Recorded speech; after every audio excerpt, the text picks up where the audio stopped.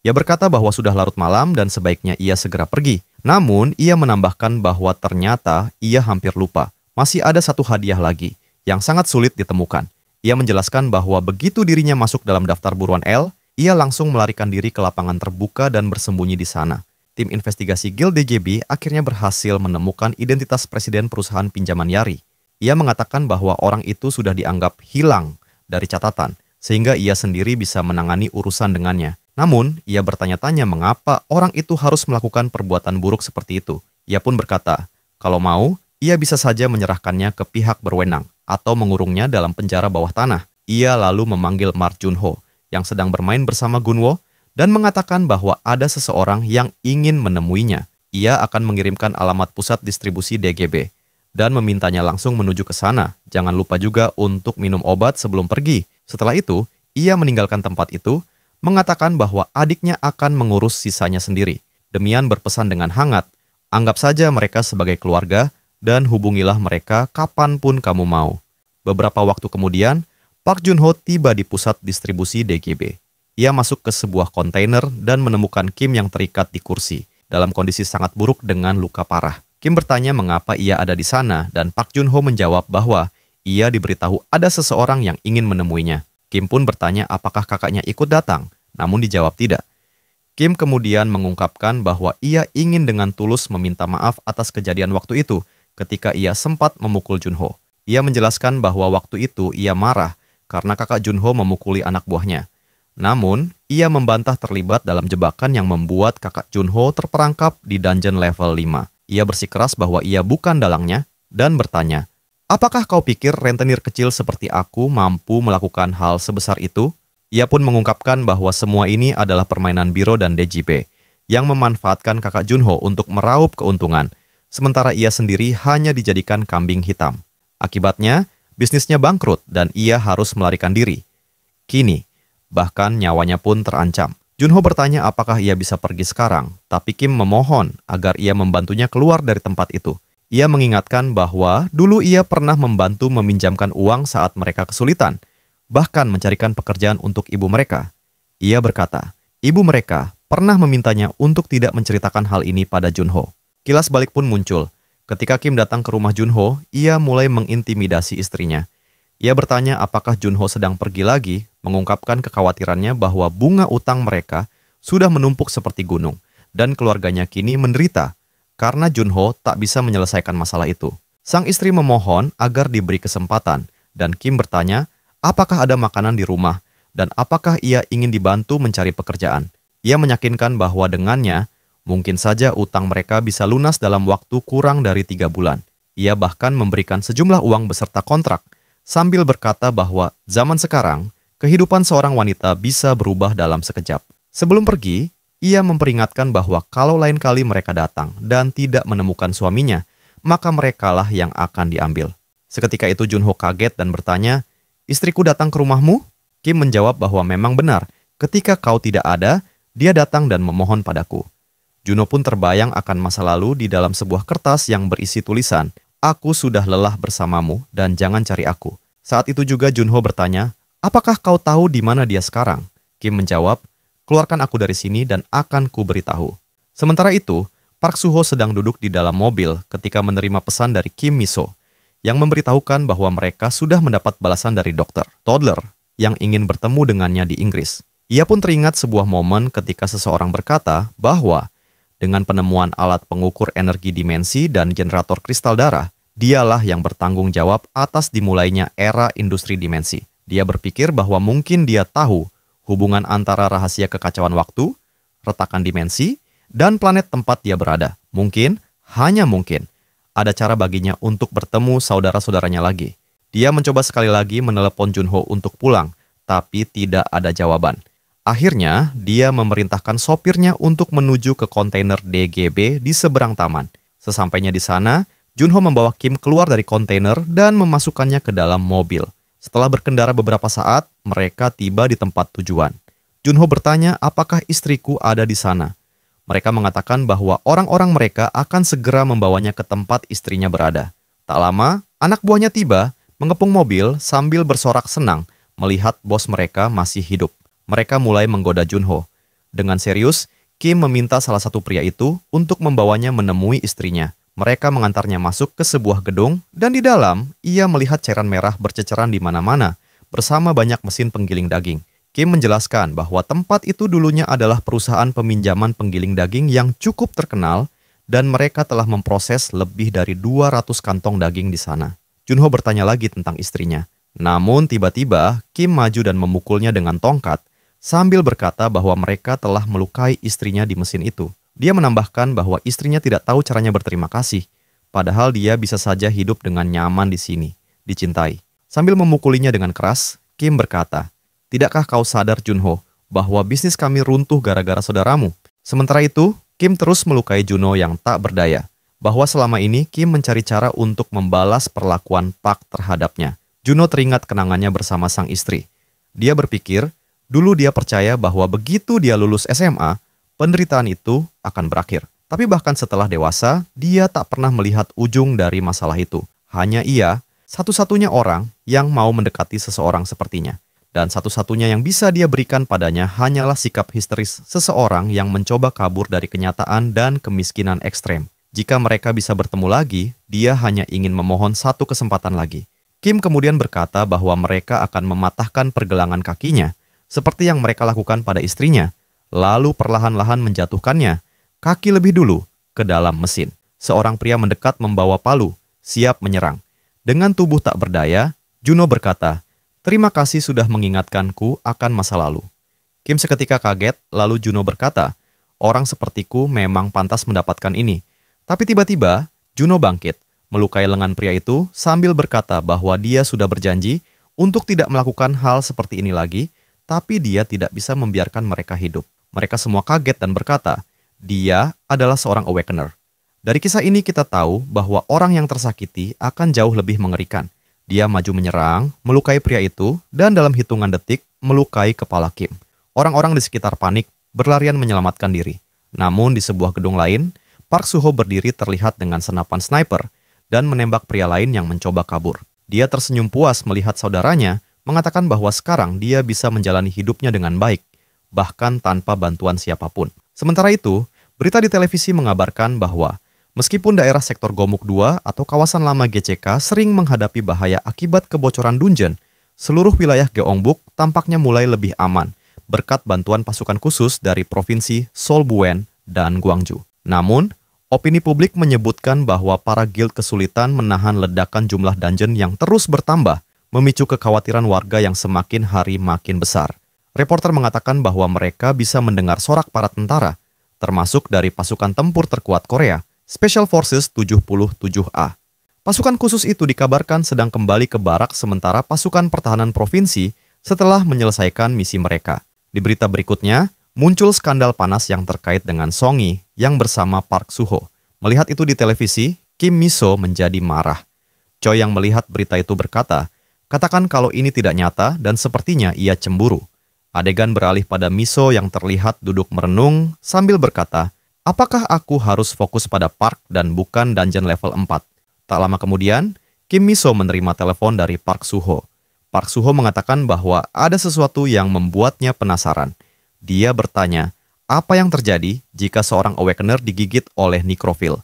Mi-so bertanya, apakah ada seseorang yang sudah tergigit? Soo-ho menjawab bahwa dia hanya penasaran. Mi-so menjelaskan bahwa menurut laporan, ada 38 kasus awakener yang terinfeksi necrophil. Soo-ho lalu bertanya tentang efek sampingnya. Mi-so menjelaskan bahwa pada pengamatan ke-48, 2 orang meninggal mendadak karena leukemia, 26 orang mengalami kebotakan, dan 7 orang melaporkan rasa sakit sporadis di area gigitan tanpa efek lainnya. Selain itu, tercatat 3 individu berperingkat F telah berubah menjadi necrophil, menunjukkan gejala seperti demam tinggi, nyeri seluruh tubuh, serta area yang memerah. Dicatat pula bahwa semakin rendah peringkat seseorang, semakin besar peluang mereka berubah menjadi necrophil. Ia kemudian bertanya, apakah mereka akan langsung dikarantina begitu tergigit? Sang wanita menjawab dengan tenang bahwa mereka akan dirawat di fasilitas akomodasi milik Pusat Pengendalian Penyakit Internasional di Australia. Bahkan ada uji klinis untuk vaksin yang tengah berjalan. Namun, ia merasa khawatir. Bukankah itu berarti mereka akan dijadikan bahan percobaan? Tak lama kemudian, ia bertemu dengan seorang pria berpakaian hitam. Ia menyapanya dengan hangat. Pria itu menjawab, "Sudah lama tidak bertemu. Kau butuh obat lagi untuk adikmu?" Ia mengangguk. Tapi kali ini ia bercerita bahwa ada seorang pria yang tergigit di kakinya oleh orang yang terinfeksi. Dan ia bertanya apakah ada obat yang mungkin bisa membantu. Pria itu menjelaskan, obat yang pernah ia berikan untuk adiknya ternyata bekerja sangat baik. Ada satu jenis obat yang bisa menyembuhkan, dari yang lemah sampai yang kuat. Pria itu menyerahkan obat tersebut dan berkata, "Cukup oleskan 2 kali sehari, pagi dan malam, nanti akan mulai bekerja." Setelah mendengar itu, ia bertanya soal harga. Pria itu tersenyum, "Karena ini pembelian keduamu, aku akan beri murah. 1 kaleng biasanya 4 juta won, tapi untukmu cukup 1,2 juta won." Ia pun meminta untuk membeli 10 kaleng sekaligus agar punya cadangan lebih. Dan ia berjanji tidak akan melupakan kebaikan ini. Pria itu setuju sambil memberi nasihat.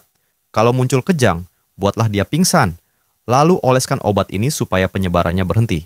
Namun, tiba-tiba 2 penjaga mendekat dan memerintahkan pria itu untuk berhenti berjualan. Dengan sigap, pria itu mengemasi barang-barangnya, melompat ke tembok, berubah menjadi seekor merpati, lalu terbang menjauh. Sementara itu, Han, Jae-sik, dan Gunwo sedang mengamati kondisi biksu yang tampak semakin memburuk. Mereka menduga bahwa biksu akan berubah menjadi nikrofil. Tak lama, Park datang, bertanya apa yang mereka lakukan di depan pintu. Begitu masuk, ia langsung memukul keras biksu, dan mereka sontak kaget. Di sisi lain, berita melaporkan bahwa mereka sedang berada di kota Sapporo, tepatnya di Hokkaido, tempat dungeon level 7 berada. Seluruh dunia tengah memusatkan perhatian pada kemunculan dungeon ini, dan sudah 10 hari 11 jam berlalu sejak tim tempur Hiro yang beranggotakan 25 orang masuk ke sana. Banyak warga turun ke jalan, bersorak mendoakan keselamatan mereka. Akhirnya, Hiro muncul bersama timnya. Berita menyebutkan, hal paling penting adalah tim tempur itu bisa kembali hidup dari dungeon yang sangat berbahaya ini. Dan sekali lagi, mereka berhasil menyelamatkan Sapporo. Namun, seluruh anggota tim satu persatu tumbang dan para healer segera bergegas membantu. Bahkan Hiro pun ikut ambruk. Menurut laporan di tempat kejadian, ada kekosongan posisi dalam tim. 7 anggota tidak terlihat kembali dari dungeon. Melihat kenyataan bahwa tim tempur Hiro, yang dikenal sebagai tim terkuat di dunia, harus kehilangan 7 orang, jelas betapa mengerikannya tingkat kesulitan dungeon level 7 ini. Di rumah sakit, Hiro terbangun dengan suara seorang Akiko, yang menanyakan apakah ia baik-baik saja. Ia meminta segelas air, dan wanita itu mencoba menenangkannya. Berkata bahwa ini bukan salahnya, ia tidak perlu menyalahkan diri sendiri. Wanita itu juga memberitahukan bahwa Park telah mengirim undangan kepada seorang pejabat tinggi, yakni Wakil Ketua Biro Supernatural, lembaga negara yang bertanggung jawab atas pertahanan nasional. Lembaga ini jauh lebih prestisius dibandingkan Federasi para Awaken yang membawanya ke sini. Ini menunjukkan bahwa pemerintah berusaha menjalin kontak dengan Park Suho. Hiro menyadari bahwa mereka menggunakan dirinya sebagai tolak ukur untuk membangun masa depan yang lebih baik, sehingga ia merasa tidak bisa membuang-buang waktu lagi.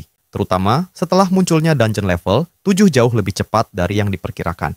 Ia kehilangan 7 rekannya dengan sia-sia, dan semua itu, menurutnya, karena dirinya. Ia berpikir bahwa seseorang yang mengumpulkan para pelaku kejahatan pastilah tidak memiliki alasan yang benar demi masa depannya, maupun masa depan umat manusia. Oleh karena itu, ia merasa harus menghentikan Park Suho.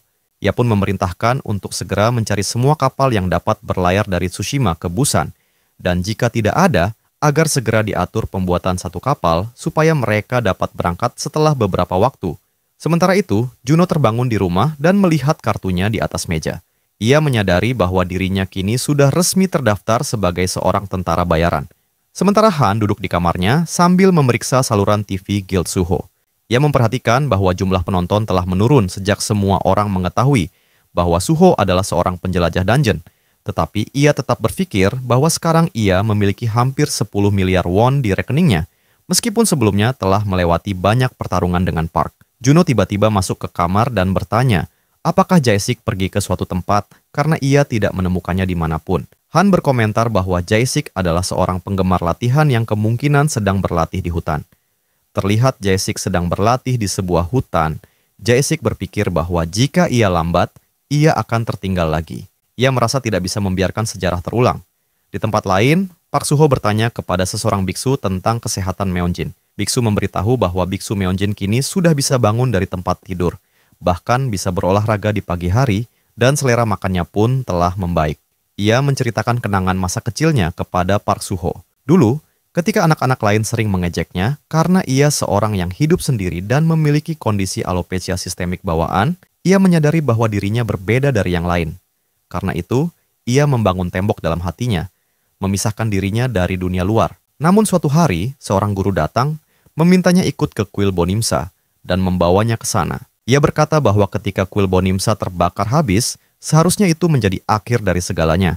Namun, senior Munjo tidak membiarkannya terjatuh lebih dalam ke jurang keputusasaan.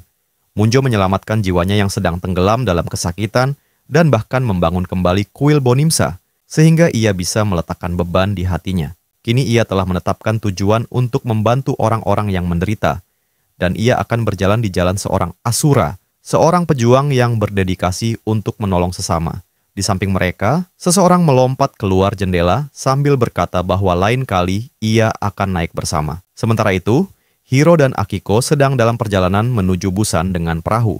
Adegan beralih di klan Suho, mereka semua sedang menikmati hidangan bersama. Juno memberitahu bahwa sekretaris utama Cheon dari DGB telah menelepon, menyebutkan bahwa mereka telah menyelesaikan rencana kota menggunakan rancangan yang sudah diberikan, dan besok mereka akan membawa peta skala dari perusahaan konstruksi.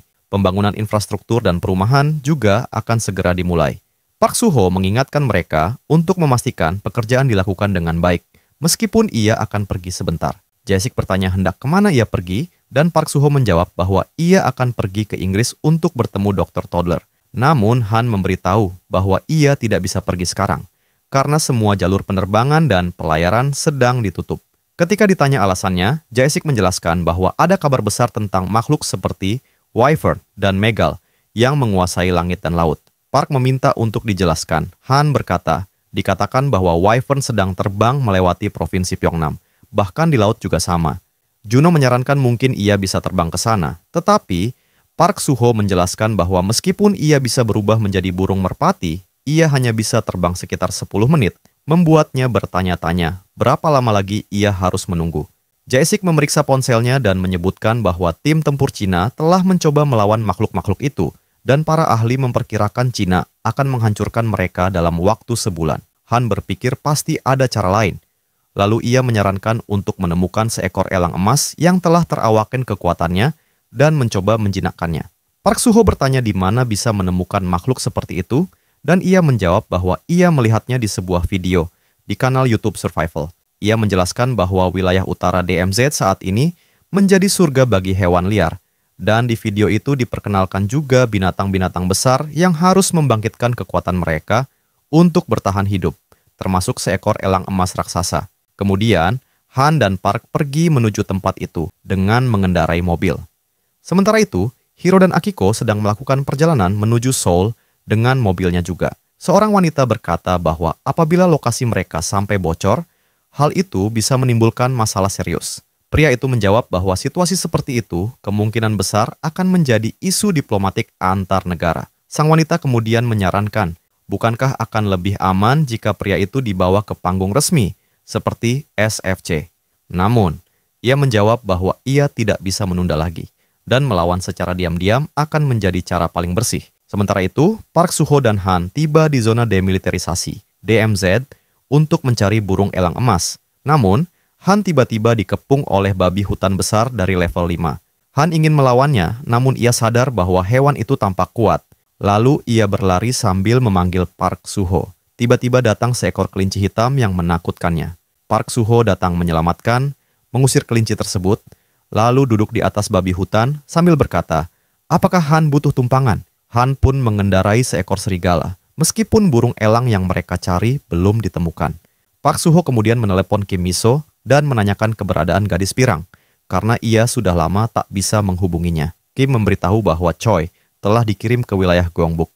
Ia pun bertanya, apakah ia masih bisa menghubunginya? Di sisi lain, 10 menit sampai dungeon break tiba, dan tim Choi diperintahkan untuk mundur karena tim bantuan terlambat. Ia menyuruh mereka untuk mengemas semua peralatan dan segera mundur.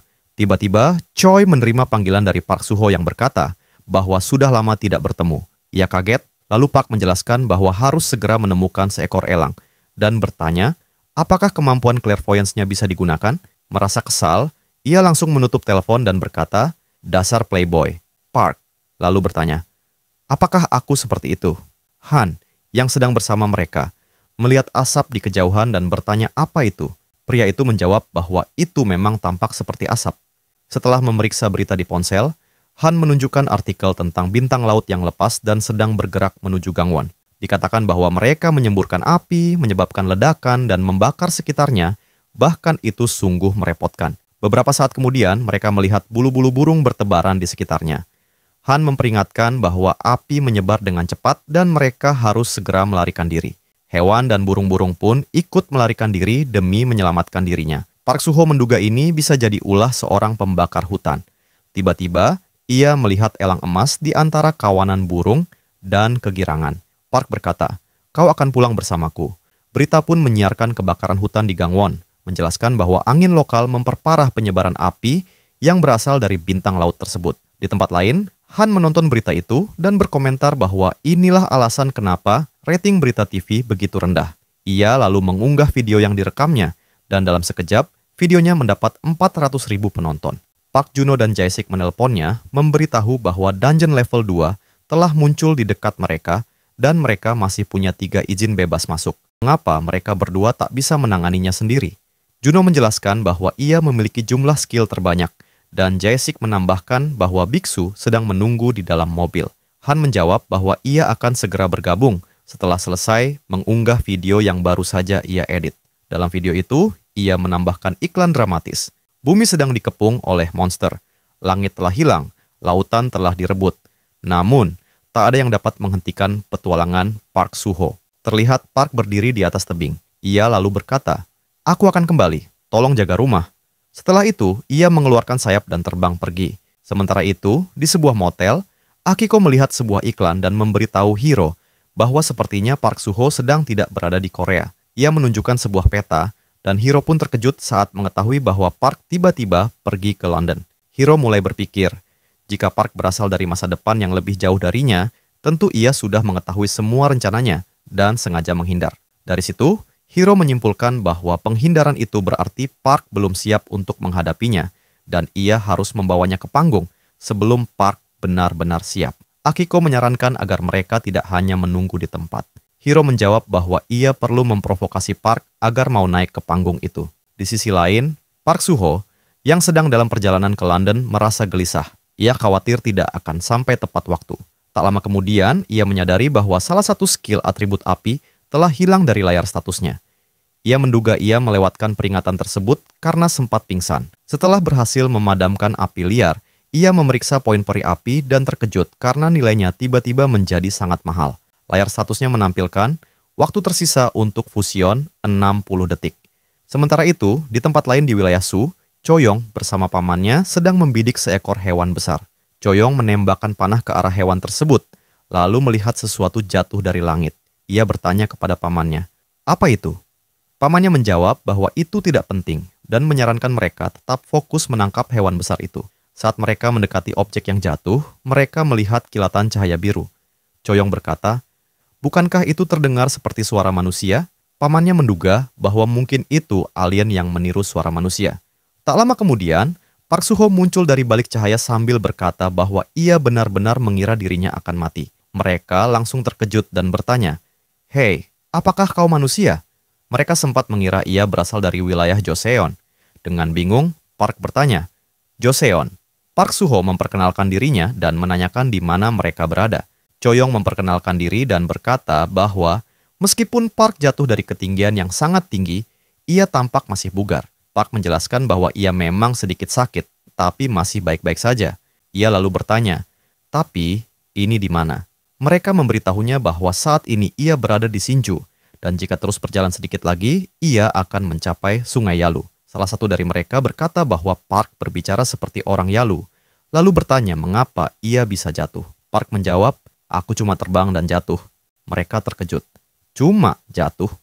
Mereka menduga bahwa Park pasti seorang awakener yang sangat kuat, mengingat ia bisa selamat setelah jatuh dari langit dan bahkan menabrak seekor hewan besar. Mereka pun bertanya apakah ia sendirian atau punya rekan. Suho mengatakan bahwa ia memang punya rekan, tetapi sedang terpisah saat ini. Ia juga bertanya apakah ia berada di arah yang benar, lalu mencoba memeriksa ponselnya yang terjatuh saat ia terbang. Dengan menggunakan skillnya, ia mencari ponsel tersebut dan menemukan bahwa ponsel itu sudah rusak. Kemudian, mereka bertiga menemukan seekor hewan besar. Salah satu dari mereka bertanya, apakah hewan itu masih hidup? Mereka kaget saat mengetahui bahwa hewan tersebut tidak terkena tembakan, tetapi telah mati akibat tertimpa Park yang jatuh. Park mengatakan bahwa jika mereka ingin membawanya, mereka harus memotongnya terlebih dahulu, karena sulit untuk mengangkutnya sambil menghindari hewan buas. Ia menegaskan bahwa jika mereka tidak membawa daging itu ke desa, para penduduk bisa kelaparan. Park Suho lalu meminta izin untuk meminjam ponsel kristal merah milik mereka. Namun, sang paman memperingatkan Choyong untuk berhati-hati. Masih ada wanita dan anak-anak di desa. Mereka tidak bisa sembarangan membawa orang asing, meskipun orang itu adalah seorang awakener. Park Suho memutuskan untuk membantu mengangkat hewan besar tersebut. Ketika ia mengangkatnya dengan mudah, mereka berdua terkejut. Aku akan membawa hewan ini, kata Park. Dan sebagai gantinya, pinjamkan aku ponsel kalian. Choyong mengakui bahwa Suho sangat kuat. Kita bahkan tidak mungkin bisa melawannya. Lagi pula, kita memang harus segera membawa daging ini ke desa. Pamannya lalu mengingatkan tentang kejadian setahun lalu, ketika sekelompok awakener menyamar sebagai perantau, lalu setelah diberi tempat tinggal, mereka malah memanggil rekannya dan menjarah desa. Mendengar itu, Park bertanya, jadi kita batal berangkat?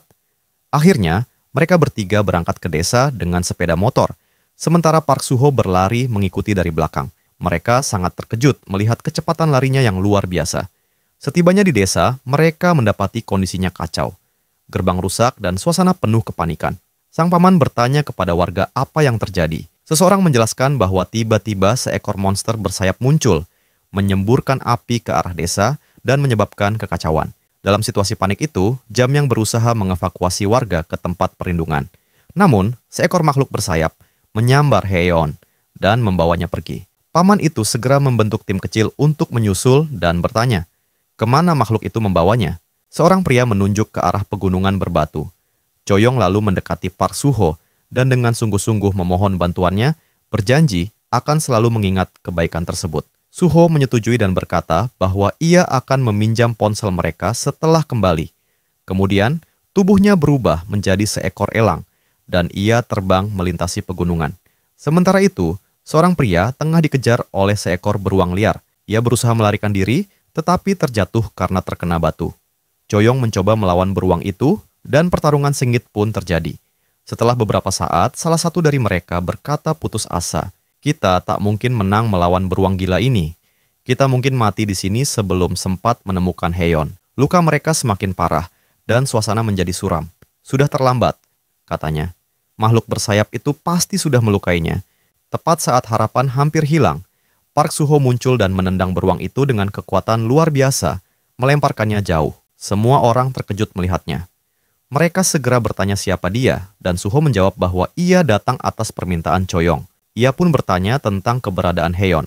Seseorang menjawab bahwa kemungkinan besar Heon dibawa ke sarang makhluk bersayap itu di puncak gunung. Namun, karena serangan beruang yang mendadak, mereka tidak sempat mengejarnya. Suho lalu memberikan ramuan penyembuh kepada pria yang terluka dan bertanya, jadi, kalian bahkan tidak tahu pasti di mana dia sekarang. Tiba-tiba, beruang itu kembali menyerang. Namun kali ini, Suho menghadapinya dengan tenang dan berhasil mengalahkannya. Dengan gaya santai, Park terus menghujani beruang itu dengan pukulan. Orang-orang di sekitarnya terkejut melihat kekuatan Park yang luar biasa. Dengan nada tegas, ia memerintahkan beruang itu untuk berhenti pura-pura mati. Buka matamu, tunduk, dan ikut aku, katanya. Beruang itu pun duduk. Saat Park melihat layar status, tertulis bahwa beruang itu dulunya menguasai gunung sebelum disingkirkan oleh monster bersayap. Ia menatap tajam makhluk itu dan bertanya, apakah ia tahu di mana monster bersayap itu berada. Ayo, kita cari dia dan balas perbuatannya. Tak lama, Paman Jung muncul dan bertanya soal keberadaan Heon. Suho meyakinkannya bahwa ia akan menyelamatkan Heon, lalu mengingatkannya untuk menepati janji. Seketika, ia berlari, berubah menjadi elang raksasa, dan terbang menembus langit. Semua orang yang melihat terpana, tak hanya bisa menjinakkan monster, Ternyata Suho juga bisa bertransformasi. Di sebuah gua, tampak monster bersayap sedang berjaga. Di dalamnya, Heon duduk menangis ketakutan. Monster itu menunjukkan taringnya yang besar. Ketika beruang tiba di hadapan monster itu, ia berlari. Diikuti Park Suho yang menungganginya. Park langsung mengenali makhluk itu sebagai Wyvern. Ia melancarkan serangan hingga memaksa Wyvern keluar dari sarangnya. "Aku akan menyelamatkanmu," seru Park kepada Heon. "Tetap di situ dan jangan bergerak." Sambil menatap Wyvern itu, Suho bertanya-tanya dalam hati. Mungkinkah makhluk ini bisa dijinakkan? Energi dimensinya jauh lebih besar dari miliknya. Ia pun membuka layar status untuk memastikannya. Mungkin saja ini bisa dilakukan, pikirnya. Pertarungan di langit berlangsung sengit. Dalam benaknya, Suho berpikir keras untuk mengendalikan kekuatannya. Saat Wyvern terjatuh, ia berkata, "Aku tidak boleh menyakitinya." Ia pun membatalkan fusion dan menyuruh beruang kembali. Ia mengejar Wyvern yang jatuh dan berkata, "Sekarang, ayo kita jinakkan." Park kemudian memberikan emergency recovery kepada Wyvern. Saat pemulihan mencapai 99%, ia memerintahkan Wyvern untuk terbang dan menaiki punggungnya. Wyvern pun terbang bersamanya. Park berhasil menjinakkannya. Adegan berpindah ke desa. Penduduk menanti kedatangan Heon dan Park. Seorang pria melihat sosok bersayap besar di langit dan mengira itu serangan. Mereka bersiap menembak. Tapi ternyata, itu Park dan Heon yang menaiki Wyvern. Semua orang tercengang. Kemudian mereka duduk bersama dan makan. Anak-anak bermain dengan Wyvern yang kini jinak. Park memperhatikan mereka dan berpikir, sejak dijinakkan, Wyvern itu menjadi jauh lebih ramah terhadap manusia, selama orang itu bukan musuhnya. Setelah makhluk itu dijinakkan, Suho bisa melihat masa lalunya. Wyvern itu ternyata bagian dari kawanan besar di Gunung BDU yang hampir punah akibat serangan gabungan aliansi Tiongkok dan Rusia. Sebagai anggota termuda, ia tertinggal di belakang dan selamat. Namun, ia harus menanggung kelaparan dan penderitaan saat melintasi perbatasan. Setelah menemukan desa dan menculik Heon, Wyvern menemukan gua milik beruang yang penuh cadangan makanan. Pamanjung berterima kasih kepada Suho karena telah membantu mereka dengan sihir, memberi makan, memperbaiki rumah, dan menyembuhkan luka. Ia mengenang masa lalu ketika mereka hidup bahagia sebelum runtuhnya pemerintahan akibat bencana besar dan para panglima perang saling bertempur. Dulu mereka miskin dan lapar, tapi tetap saling menolong sebagai keluarga. Namun sekarang, bertahan hidup saja terasa mustahil. Mereka tercerai-berai. Pamanjung bertanya lirih, bagaimana kita bisa menghentikan makhluk-makhluk yang terus datang? Bertahan hidup saja kini sudah seperti keajaiban. Semakin banyak orang pun melarikan diri ke benua lain,